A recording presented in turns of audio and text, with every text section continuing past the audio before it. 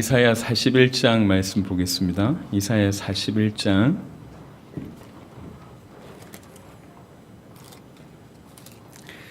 1절로 20절 말씀을 가지고 너의 구속자는 하나님이시라 라고 하는 말씀으로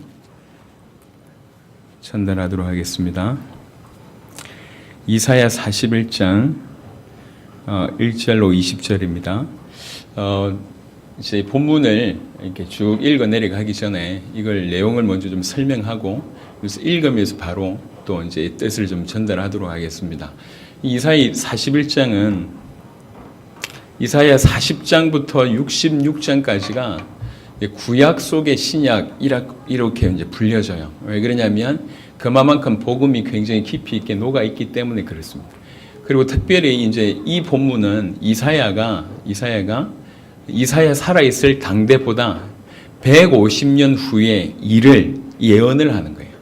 150년 후에 100년에서 150년 후에 일을 예언하는데 이게 마치 눈으로 보는 것처럼 예언합니다. 지금 이사야 당시에는 이스라엘은 아직 바벨론에 사로잡히지 않은 상태입니다. 아직 바벨론에 사로잡히지 않은 상태인데 언제 거를 얘기하냐면 바벨론에 사로잡힐 것이고 그리고 이 바벨론이라고 하는 나라도 무너질 것이다. 바사라고 하는 나라를 통해서 무너질 것이다. 라고 하는 바사라는 나라가 일어나서 바벨론을 무너뜨릴 것이다. 요걸 지금 예언을 하는 겁니다. 그러면서 그때 모든 국제 정세까지 이 본문에 다 녹아져 있습니다. 그러니까 이제 이 본문을 통해서 행하시는 건 뭐냐면 그냥 단순히 미래를 예언한다가 아니라 모든 전 역사를 사실은 하나님이 주관하신다는 거예요. 고레스라고 하는 바사왕을 일으켜서 이제 고레스라고 하는 바사왕이 여러 나라를 다 장악할 것을 얘기하는 건데 이건 단순히 미래가 아니라 고레스 한 사람을 일으키는 것이 아니라 그 모든 국제 모든 나라를 모든 역사를 하나님이 주관하신다고 하는 배경이 깔려져 있습니다. 우리는 그런 하나님을 믿는 겁니다. 그래서 이사야 41장을 보시면 섬들아 내 앞에 잠잠하라. 민족들아 힘을 새롭게 하라. 가까이 나오라. 그리고 말하라. 우리가 서로 재판 자리에 가까이 나아가자. 라고 하는데 여기 섬들은 이제 지중해 연안에 있는 여러 나라를 일컫습니다. 실제로 고레스 왕이 일어났을 때 그 지중해 연안의 리디아라고 하는 나라에 이제 왕 이름이 크로에수스, 그 다음에 바벨론의 나라의 나보디누스, 그 다음에 애굽의 아마시스 이런 사람들이 이제 연합을 한 겁니다. 갑자기 바사가 일어나니까 연합해서 바사를 공격하려고 하는 그런 일이 벌어집니다. 지금 그 상황을 얘기를 하고 있습니다.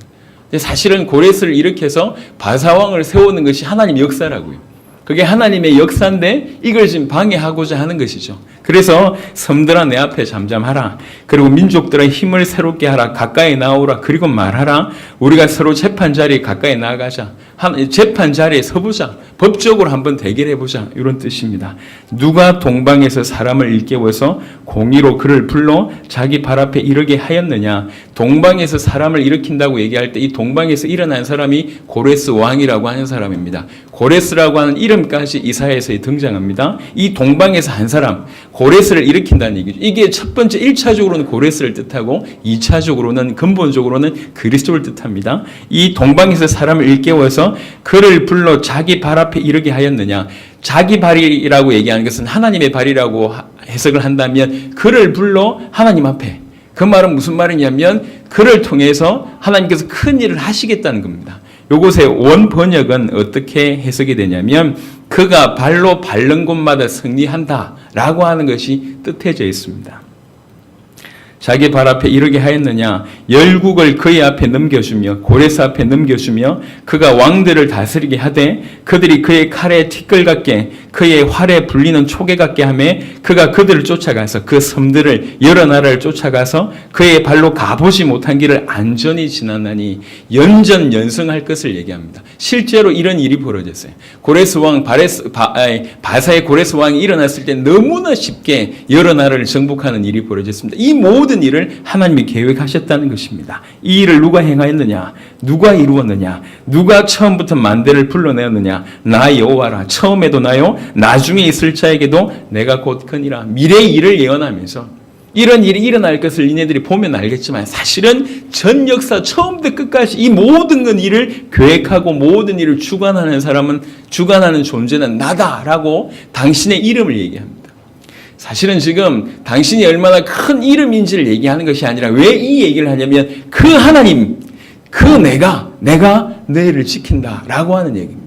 그걸 얘기하기 위해서 지금 좀 설명을 하고 있습니다. 이때 섬들이 보고 두려워하며 땅끝이 무서워 떨미 함께 모여와서 이 바사왕이 일어나니까 큰일 났거든요. 그래서 섬들끼리 자기네들끼리 모여서 두려우니까 어쩔 수 없어서 이 사람들이 하는 일이 뭐냐면 결국 하는 것이 이게 영적인 일이다. 이래가지고 자기들의 우상을 더 붙드는 그런 어리석은 일을 하게 됩니다.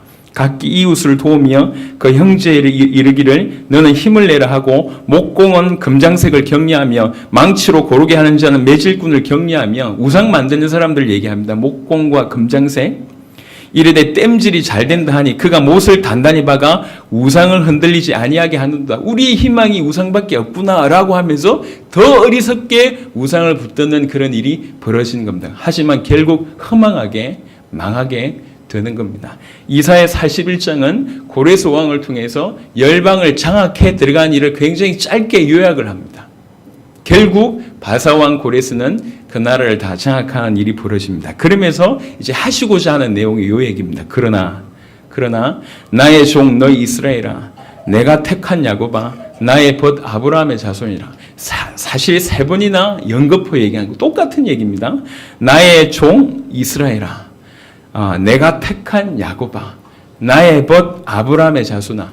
하나님께서 이스라엘 백성을 어떻게 여기시는지를 이렇게 세 번이나 언급하면서 종이기도 하면서 벗이기도 하면서 그 다음에 특별히 선택한 구별된 자이기도 한 이스라엘 백성을 하나님 어떻게 여기시는지를 얘기하고 있는 겁니다. 내가 땅끝에서부터 너를 붙들며 땅 모퉁이에서부터 너를 부르고 너에게 이르기를 너는 나의 종이라 내가 너를 택하고 싫어하여 버리지 아니하였다 하였노라. 두려워하지 말라. 내가 너와 함께 함이라. 놀라지 말라. 나는 네 하나님이 됨이라. 내가 너를 굳세게 하리라. 참으로 너를 도와주리라. 참으로 나의 의로운 오른손으로 너를 붙들리라. 지금 이 말씀을 받을 때 이스라엘 백성들은 지금 망해가고 있는 때입니다. 이제 얼마 있으면 죽을 수밖에 없는 민족이 아예 없어지는 그런 상황이 있는데 그 사람들한테 주께서 이 말씀을 주십니다. 많은 사람들은 이 말씀을 받을 때 믿지 않았습니다. 하지만 정말 믿었던 사람들이 남은 자예요. 그 남은 자를 통해서 하나님이 당신의 일을 지금까지 이루어 가셨습니다. 보라, 너에게 노하던 자들이 수치와 욕을 당할 것이요 너와 다투는 자들이 아무것도 아닌 것 같이 될 것이며 멸망할 것이라. 네가 찾아도 너와 싸우던 자들을 만나지 못할 것이요 너를 치는 자들은 아무것도 아닌 것 같고 허무한 것 같이 되리니 이는 나 여호와 너의 하나님이 네 오른손을 붙들고 너에게 이르기를 두려워하지 말라. 내가 너를 도우리라 할 것임이니라. 틀림없이 이런 일이 벌어집니다. 1차적으로는 고레스 왕 때 이런 일이 벌어지고 근본적으로는 그리스도를 통해서 우리에게 영원한 승리를 주실 것입니다. 버러지 같은 너 야곱아 이렇게 얘기합니다. 그럼에도 불구하고 하나님께 속해 있음에도 불구하고 끝까지 믿지 않는 그런 상태, 또 사실은 지금 거의 멸망 상태에 있기 때문에 다시 언급합니다. 버러지 같은 너 야곱아. 그러면서 너희 이스라엘 사람들아 두려워하지 말라. 나 여호와가 말하노니 내가 너를 도울 것이라. 네 구속자는 이스라엘의 거룩한 이인이라 라고 얘기합니다. 여기에서 나오는 구속자 이 얘기를 설명하고 나머지를 좀 정리해 보도록 하겠습니다. 구속자, 리디머라고 하는 말을 들어보셨을 겁니다. 구속자에 대한 개념이 사실은 굉장히 깊은 표현이 있는데 이걸 잘 모를 때가 많습니다. 우리나라 의감이 별로 안 좋아요. 구속이라고 할 때 여러분 좋습니까? 구속영장 발부되고 뭐 이런 거 있잖아요. 아니면 나를 구속해서 내 행동을 제한하고 이런 의미로 많이 받아들이시잖아요. 그런데 이 구속이라는 의미는 그런 의미가 아닙니다. 굉장히 포괄적이고 굉장히 깊은 내용이 담겨져 있습니다. 이 구속자라고 얘기할 때 이 구속자가 원래 이제 단어가 뭐냐면 구속자의 단어의 뜻이 뭐냐면 구속자라고 하는 이 히브리의 단어가 고엘이라고 하는 단어입니다. 고엘. 고엘이라고 하는 단어의 원뜻이 뭐냐면 친척이란 뜻이에요. 친척. 구속자가 원뜻이 뭐냐? 친척이에요. 이게 뭔 얘기인지를 제가 한번 설명해 보겠습니다. 이스라엘 백성들은 땅을 하나님이 직접 할당을 하셨어요. 예. 그리고 이스라엘 백성들한테 가장 중요한 게 땅과 씨 개념이에요. 하나님께서 그 지파를 허락하셨고 하나님이 그 땅을 직접 주셨습니다. 그래서 이스라엘 백성들은 그것을 관리하는 사람일 뿐이에요. 맡았단 말이에요. 자기 땅을 잃으면 안 되고 자기 씨를 보존하지 않으면 안 돼요. 그런데 부득불 그런 일이 발생하잖아요. 예를 들면 돈이 너무 없어서 땅을 팔아야 되는 상황이 벌어지고, 돈이 너무 없어서 자기가 너무 빚을 많이 지어가지고 종이 되는 일이 벌어지고, 또 심지어는 결혼을 했는데 남편이 애를 못 낳고 그냥 죽어버렸어. 여자 혼자 씨를 감당해야 되는데 씨가 없어요. 이런 여러 가지 경우에 누군가 이런 어려움을 당한 사람을 도와줘야 될 거 아니에요. 그 어려움을 당한 사람을 도와주는 사람이 친척이라고요. 이 친척을 룻기에는 뭐라고 표현했냐면 기업 물을 자라고 하는 표현을 쓴 겁니다. 이 모든 것은 어떤 개념이 있냐면 땅을 반드시 지켜야 된다는 개념이 있는 거예요. 반드시 씨를 지켜야 된다는 개념이 있는데 혼자서 그걸 감당을 못하기 때문에 혈연 관계에 있는 친척이 그것을 감당하도록 서로 이렇게 보완하는 제도가 고엘이라고 하는 제도입니다. 제도. 이 고엘 제도는 성경에서 많은 예가 있습니다. 예를 들면 성경에는 이제 오늘 시간이 없어서 다 못 찾아보겠는데 이 고엘이라고 하는 친척은 의무가 몇 가지가 있어요. 예를 들면 가장 가까운 친척이 아까도 얘기했듯이 너무 배가 고파가지고 너무 빚을 많이 져서 이제 땅을 팔아야 되는 상황이 벌어지면 이 친척이 돈을 주고 그 땅을 다시 사와서 이 사람에게 되돌려줍니다. 그게 의무 중에 하나예요. 또 심지어는 땅도 없어가지고 자기가 노예가 되는 상태가 벌어지잖아요. 그때 당시 노예가 존재했기 때문에 노예가 된다고. 자기 스스로 돈이 없으니까 나를 노예 삼으세요 라고 얘기하면 이 친척이 이 노예된 사람의 주인한테 돈을 주고 그 노예를 사와서 자기 친척을 사와서 다시 회복시켜주는 역할을 하는 것이 이 친척의 의무입니다. 심지어는 죄를 범하잖아요. 이 죄 때문에 예를 들면 감옥에 들어가 있거나 이렇게 되어지면 그 죄값을 대신 치러줍니다. 돈을 주든지 심지어는 어떤 형태로든지 이 친척이 죄 지은 것을 해결해 주는 사람이 기업 물을 자 친척이라고 고엘이라고 하는 사람들입니다. 또 하나는 여러분 계대 결혼법이라고 있습니다. 이제 예수님께도 이제 사두개인들이 물었던 건데요. 첫째가 결혼을 했는데 씨가 없는 상태에서 자녀가 없는 상태에서 첫째가 죽어버렸어요. 그러면 둘째가 그 미망인과 결혼해서 씨를 낳게 합니다. 지금으로서는 이해가 안 되는 건데 땅과 씨라고 하는 개념 가운데 흘러왔기 때문에 이런 배경이 있는 겁니다. 씨를 반드시 낳게 해야 돼요. 이게 계대 결혼법입니다. 요 씨를 맺게 하는 역할을 하는 사람이 누구냐? 친척 중에 기업을 물을 고엘이라고 하는 사람이 고엘이 이 일을 해주는 거예요.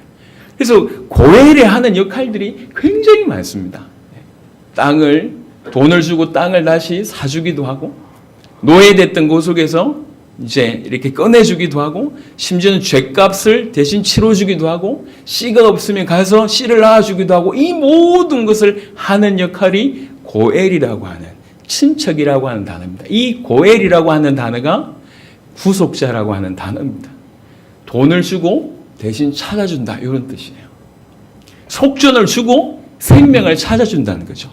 이스라엘 백성들이 출애굽을 할 때 사실은 첫 장자는 다 죽어야 되거든요. 다 죽어야 되는 상황인데 다 살려주셨잖아요. 그래서 모든 사람의 첫째는 생명의 속전을 내야 됩니다. 돈으로 생명을 사게 된 거예요.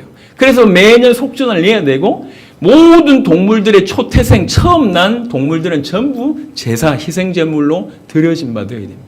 이 모든 것이 뭘 뜻하냐면 대속, 구속이라는 개념을 설명한 겁니다.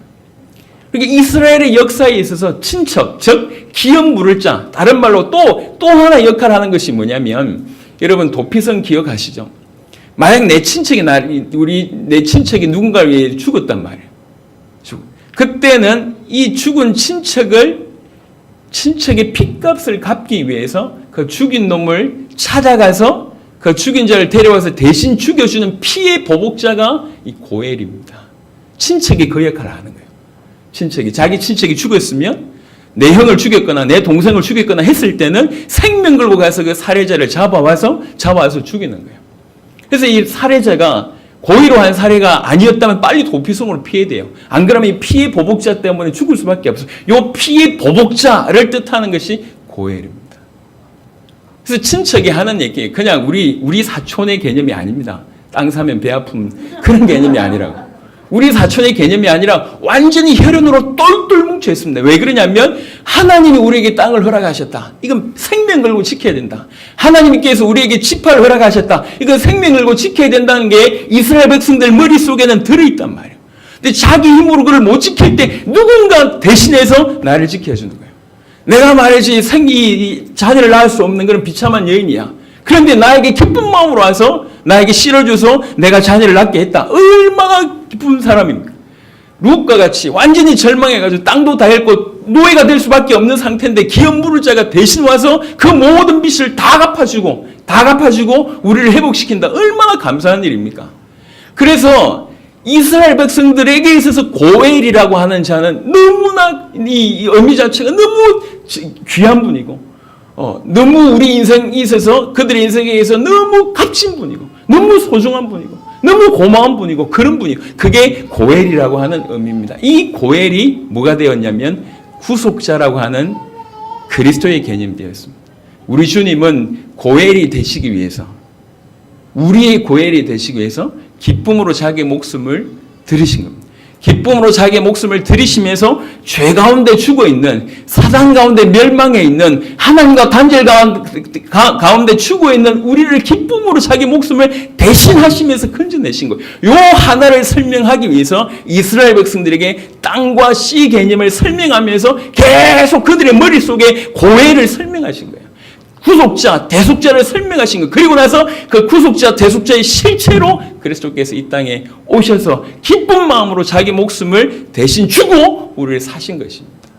이게 구속자라고 하는 개념입니다. 그런데 이 구속의 일을 감당을 하실 때 너무나 자원적으로 기쁜 마음으로 스스로 우리 하나님은 우리 남편이 되시기를 즐거워하셨고 우리 주가 되시기를 즐거워하셨고 우리 하나님이 되시기를 즐거워하셨어요. 그 고해를 감당하기 굉장히 사실은 힘들어요.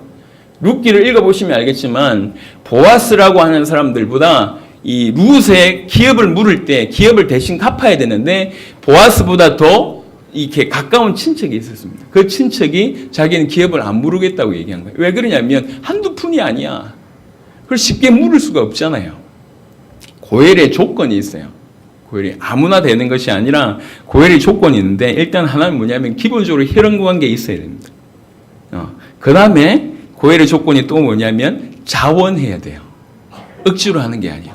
자원해야 됩니다. 또 하나는 능력이 있어야 됩니다. 암만 자원해도 지가 돈이 없는데 갚겠습니다 이랬는데 지가 돈이 없는데 지가 갚냔 말이에요.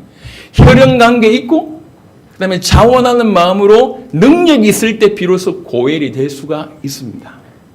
능력 많으신 하나님이 스스로 자원하는 마음으로 일을 하신 거예요. 그게 고엘이라고 하는 개념입니다.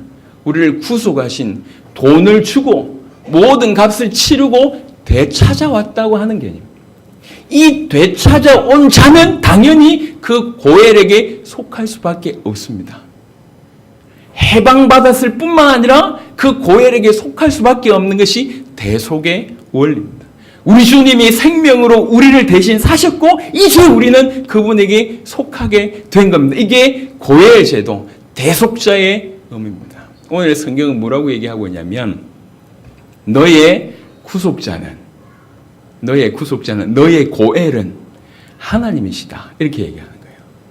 그러니까 이스라엘 백성들에게 있어서 이 말은 우리는 사실 대속자도 모르고 뭐 잘 모르니까 그건가 보다 싶은데 이 말은 사실은 굉장히 충격적인 말입니다. 네 고엘이 하나님이야. 이 얘기거든요. 그것도 기쁜 마음으로 즐거운 마음으로 감사한 마음으로 너무 좋은 마음으로 우리의 스스로 자원해서 고엘이 되신 분이 그분이십니다. 너의 고엘은 너의 대속자는 너의 구속자는 하나님이시다.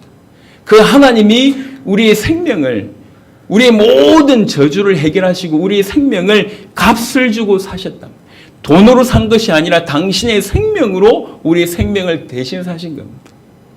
그분이 우리의 고엘이 되신 겁니다. 오늘 이사야 41장 이 배경에 너의 고엘은 하나님이시다 라고 하는 말은 너무 충격적인 메시지입니다.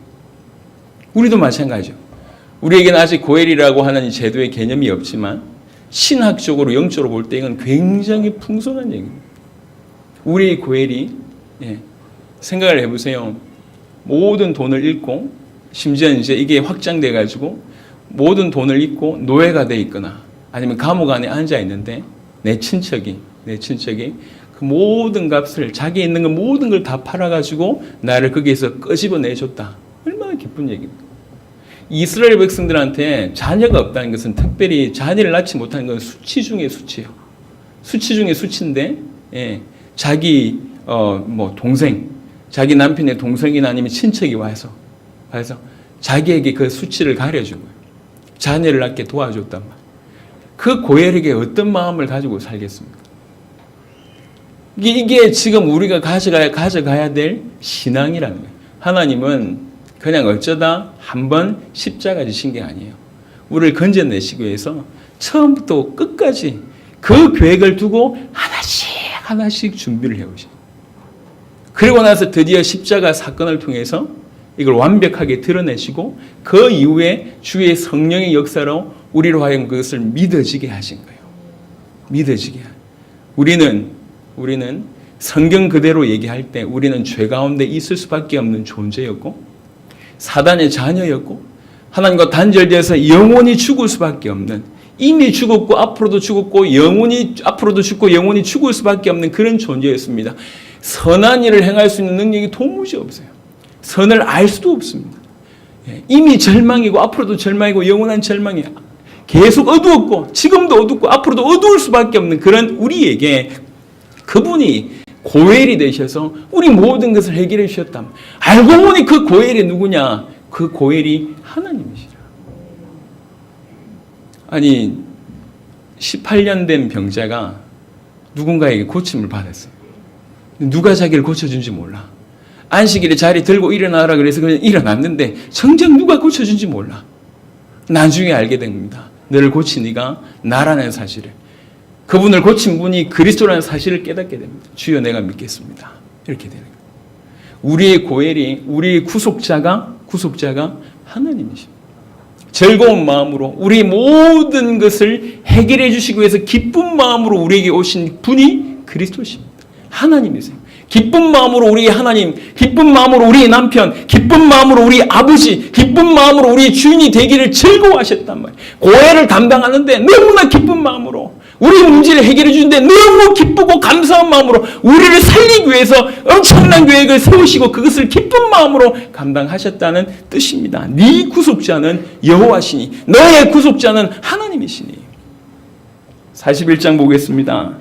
너의 구속자는 하나님이시니 버러지 같은 너희 야곱아 너희 이스라엘 사람들아 두려워하지 말라. 나 여호와가 말하노니 내가 너를 도울 것이라. 네 구속자는 이스라엘의 거룩한 이인이라. 이 말을 알겠습니까? 내가 너를 돕겠다. 내가 너를 돕겠다. 내가 너의 고일이 되겠다. 내가 너의 구속자가 되겠다. 너희의 구속자는 하나님이다. 너희의 구속자는 이스라엘의 거룩한 이다. 그러면서 그 다음에 보라 내가 너를 이가 날카로운 새 타작기로 삼으리니 네가 산들을 쳐서 부스러기를 만들 것이며 작은 산들을 겨같이 만들 것이라. 버러지 같았던 야곱이 우리 주님이 우리 구속자가 되셔서 우리를 돕기 시작하면 전 세상을 심판할 수 있는 그런 자로 바뀐단 말이에요. 지금 완전히 멸망당할 수밖에 없는 상태고 이미 바벨론에 또 포로될 수밖에 없는 상태인데 이 사실을 진실로 믿게 되어졌을 때 그 구속자이신 하나님을 깨닫게 됐을 때는 세상을 심판하는 자로 바뀐단 말이에요. 네가 그들을 까부른즉 바람이 그들을 날리겠고 회오리 바람이 그들을 흩어버릴 것이로되 너는 여호와로 말미암아 즐거워하겠고 이스라엘의 거룩한 이로 말미암아 자랑하리라. 가련하고 가난한 자가 물을 구하되 물이 없어서 갈증으로 그들의 혀가 마를 때에 나 여호와가 그들에게 응답하겠고 나 여호와가 그들에게 고일이 대해서 응답하겠고 나 이스라엘의 하나님이 그들을 버리지 아니할 것이라. 내가 헐벗은 산에 강을 내며 꼴짝이 가운데 샘이 나게 하며 광야가 못이 되게 하며 마른 땅이 샘 근원이 되게 할 것이며 우리 인생의 사실은 전부 이래요. 헐벗은 산 같고 골짜기 같고 광야 같고 마른 땅 같은 게 우리 인생이란 말이에요. 그때 고엘이 우리 하나님께서 우리 고엘이 되신다고 하시면 이 모든 일이 이런 일이 벌어진단 말이에요. 겨우 밥 먹기도 힘들 수밖에 없는 그런 지친 삶을 살고 있는데 하나님이 우리에게 전 세계를 살릴 것을 명령하셨습니다. 엄밀하게 이것은 우리 힘으로 될 수 있는 일이 아닙니다. 파키스탄에서 사역을 마치고 돌아오면서 그런 생각을 했어요. 이렇게 살아간다는 게 얼마나 감사한지 몰라요. 몸은 정말로 피곤했습니다. 여러분 40도는 찜질방 온도잖아요. 40도는 너무 힘들었습니다. 40도에서 버티는 것 자체가 너무 힘들었어요. 그래서 하루 종일 얼음을 이렇게 손수건에 말아가지고 목에 이렇게 감고 있었어요. 그러니까 무슨 문제가 생기냐면 물이 계속 또 이제 흐르는 거지. 온 옷이 다 젖었어요. 나 혼자만 수영장이야. 다 못이 다. 하루 종일 덥거나 찝찝하거나 이렇게 하면서 사역을 해왔습니다. 숙소에서 집까지가 1시간 반, 2시간이 걸려요. 파키스탄의 도로는 여러분 중국 가보셨나요?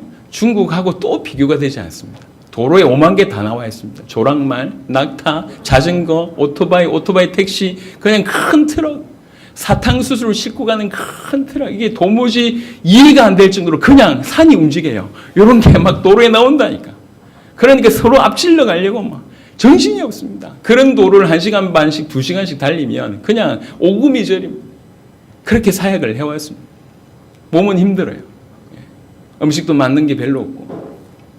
그럼에도 불구하고 이번에 아프리카, 그 다음에 또 이슬람을 살릴 수 있는 귀중한 응답을 받고 이제 그들이 이슬람과 아프리카를 살리는 일들이 벌어질 겁니다. 여러분들이 눈으로 보게 되실 겁니다. 사역을 마치고 오면서 참 감사했어요.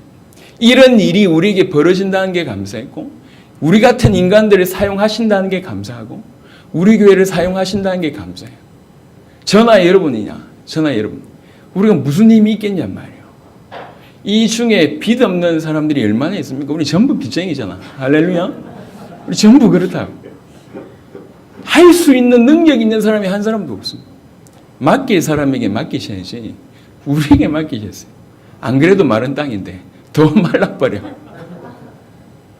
우리의 고엘이 없으면, 우리의 구속자가 없으면 불가능하네요. 하나님은 처음부터 우리에게 믿음을 요구하셨습니다. 그분을 믿는 게 믿음이요. 인간적으로 믿는 게 아닙니다. 정말 그리고 또 그분이 믿어질 때 믿음이 생깁니다. 우리는 지금 하나님을 믿는 겁니다. 그리고 하나님과 동행하는 것이고 그 하나님 원하시는 쪽으로 걸어가는 겁니다. 이 모든 그런 걸음이 믿음의 걸음이에요. 그 믿음의 걸음은 어떤 일이 벌어지냐? 오늘 우리 주님이 약속하셨던 것처럼 헐벗은 산에 강을 내는 일이 벌어집니다. 골짜기 가운데 샘이 나게 하고 광야가 못이 되며 마른 땅이 샘 근원이 되게 할 것이라고 얘기하셨습니다. 이것이 우리 인생에 앞으로 벌어질 일이고 지금 이미 일어나고 있는 일입니다. 여러분, 우리 고엘이 누군지 안다면 우리의 구속자가 우리의 생명을, 우리 모든 문제를 해결하시고 완전히 그것도 당신의 생명으로 완전히 해결하시고 우리를 당신의 소유로 삼은 그 구속자가 누군 줄 알면, 그 고엘이 누군지를 안다면 우리 인생은 달라져요. 어쩌다가 하신 말씀이 아닙니다. 하나님은 완벽한 계획을 세우시고 이때만 완벽한 계획을 세우신 것이 아니라 끝까지 완벽한 계획을 세우시고 역사를 진행해 오셨습니다. 우리는 그런 하나님을 믿는 겁니다. 그 하나님이 우리의 고엘이 되시는 거예요. 그 하나님이 우리의 구속자가 되시는 거예요. 나의 구속자는 하나님이십니다.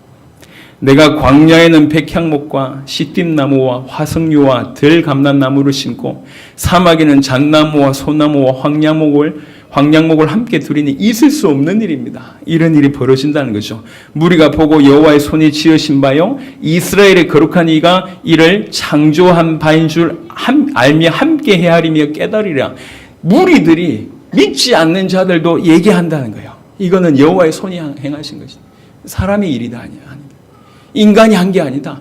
여호와의 손이 지으신 것이고 이스라엘의 거룩한 이가 이것을 창조했다.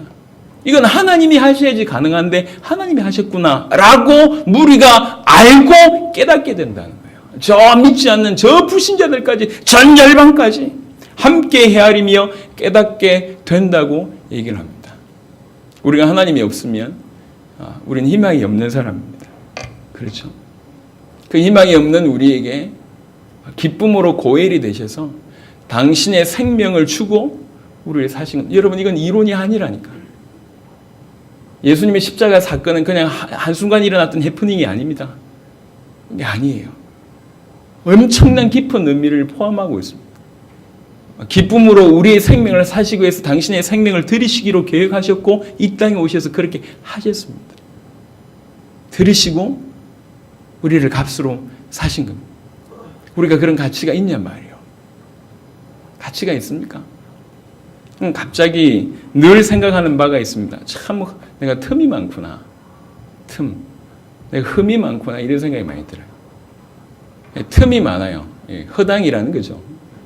우리 교회 허당들이 너무 많아요. 특별히 청년들, 자매들 거의 제가 볼 때 거의 허당입니다. 이 허당, 저 허당 한꺼번에 저 파키스탄에 또 한 명 가 있습니다. 다 허당이요. 그 허당이 파키스탄 살리겠다고 이슬람 살리겠다고 나가고 있습니다.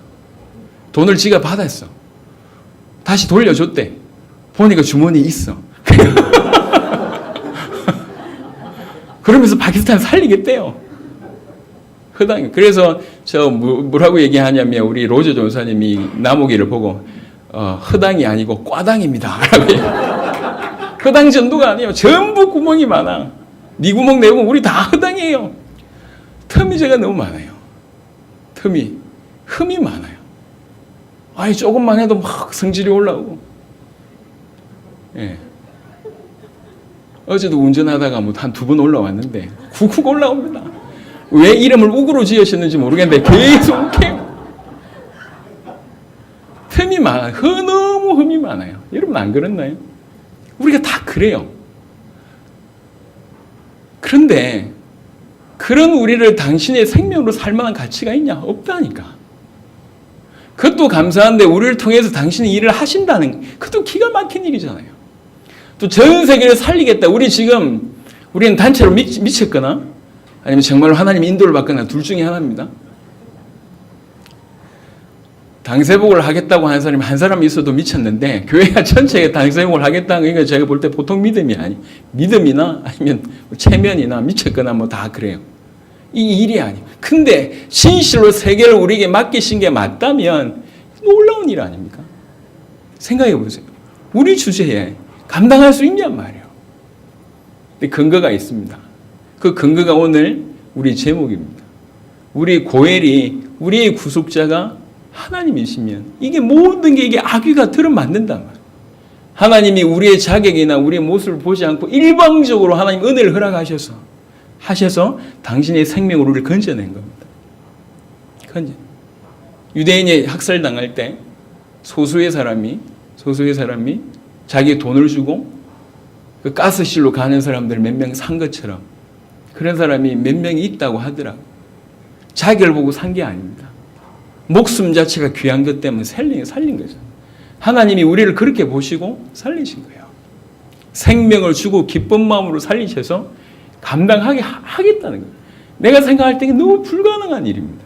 은혜죠. 은혜. 그런데 중요한 건 뭐냐면 이것들이 너무 안 믿어진다는 거예요. 그래서 기도하셔야 돼요. 믿어질 수 있도록. 굉장히 간단한 얘기입니다. 이건 우리가 믿는다고 되고 안 믿는다고 안 되는 일이 아니라 이미 이루어진 사실이에요. 믿으면 동참할 수 있는 겁니다. 믿지 않으면 끝까지 안 보일 뿐이죠. 하지만 당신은 이런 일을 하셨다는 거예요. 사실입니다. 우리의 고엘이 그분이시면 우리의 고엘이 우리의 거룩한 우리의 구속자가 그 하나님이시면 이 모든 것이 가능한 겁니다. 이 모든 것이. 오늘도 우리 당회에서 모여서 우리 대의 세계복음을 꿈꾸면서 국가정상회담에 대한 얘기를 했습니다. 교회 당회에서 이런 얘기 할 수 있습니까? 교회 당회는 그런 데가 아닙니다. 싸우는 곳이지. 당회는 파워게임 하는 곳입니다. 역사 이래로 그래왔습니다. 모든 장로님들과 교육자들이 함께 모여서 세계복음을 꿈꾸는 곳이 있냔 말이에요. 없습니다. 이게 전부 은혜요. 자격이 없어도 한참 없는데 저는 개인적으로 무한도전을 좋아합니다. 왜 그러냐? 그 취지가 모자란 놈 붙잡고 뭐든지 할 수 있다. 요거거든요. 제가 이해한 바로. 전부 그렇잖아요. 근데 걔네들이 엄청 오랫동안 지금 하고 있는 거 보면 은혜인 것 같아요. 우리 같이 자격 중에도 보통 정도면 괜찮은데 보통 이하라고 이렇게. 아닙니까? 보통 이하라고 우리 수준이. 허당 여러분 우리가 다 보통 이하라니까.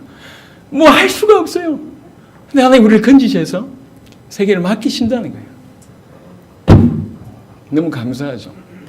이거는 체면이 아닙니다. 위로가 아닙니다.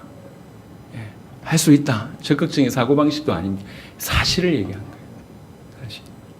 말씀을 정리하도록 하겠습니다. 이사야 41장의 이 배경에 거의 절망 가운데 있는 이스라엘 백성들한테 이스라엘 백성을 살리고 전 세계를 살리는 메시지가 임한 겁니다. 거의 믿지를 않았습니다. 하지만 너의 구속자는 이스라엘의 거룩한 이라고 하는 이 말을 알아들었던 소수, 너의 고엘은 하나님이라고 하는 이 말을 알아듣던 소수는 끝까지 믿음으로 살게 됩니다. 이사야가 그러했고 그 소수가 그 소수를 사용해서 하나님이 전 세계를 살리셨습니다. 우리의 고엘은 하나님이십니다. 기쁜 마음으로 자기의 모든 것을 드리고 우리를 사기를 즐거워하셨던 분은 그분이시라. 그분이 우리의 고엘이 되셨고 구속자가 되셨고 모든 일을 감당하셨습니다. 이제 우리는 그분에게 속했고 그분과 함께 그분의 일을 우리를 통해서 이루기를 원하십니다. 우리의 구속자는 하나님이십니다. 저와 여러분들을 구속하신 분은 하나님이십니다. 정말 이 말씀을 기억하시길 바라고 마음에 담고 그 다음에 우리 주님이 기뻐하시고 즐거워하시는 주님이 다시 오실 길을 정말로 준비하는 저와 여러분이 되었으면 좋겠습니다. 오늘 오후에는 파키스탄의 보고뿐만 아니라 앞으로 있을 중요한 얘기들을 좀 나누도록 하겠습니다. 2시 반에 오후 예배를 드릴 때 어떻게 하면 구체적으로 우리의 세계복음을 이룰까에 대한 얘기를 좀 하겠습니다. 우리의 고엘이 그분이심을 깨닫고 그분과 함께 기쁨으로 즐거워하며 동행하는 여러분 되시기를 그리스도 예수 이름으로 축원합니다. 살아계신 주님 감사합니다. 당신의 생명으로 우리를 죄 가운데 저주 가운데 죽음 가운데 멸망 가운데 어둠 가운데 하나님과 단절되어서 모든 문제 가운데 있는 우리에게 당신의 생명으로 그 모든 문제를 해결하시고 우리를 건져내셔서 당신에게 속할 수 있도록 은혜 베푸심을 감사를 드립니다. 하나님 정말 우리의 눈을 열어주시고 우리의 마음을 열어주사 우리의 고엘이 우리의 구속자가 하나님이라는 사실을 정말로 기억하고 정말 이 믿음을 가지고 일평생 기쁜 마음으로 주와 함께 그 하나님과 동행하는 자들이 될 수 있도록 축복하여 주시옵소서. 늘 하나님께 찬양을 드리고 영광을 돌려드리는 심령이 될 수 있도록 역사하여 주옵소서. 감사를 드렸고 우리 주 예수 그리스도 이름으로 기도드렸습니다. 아멘.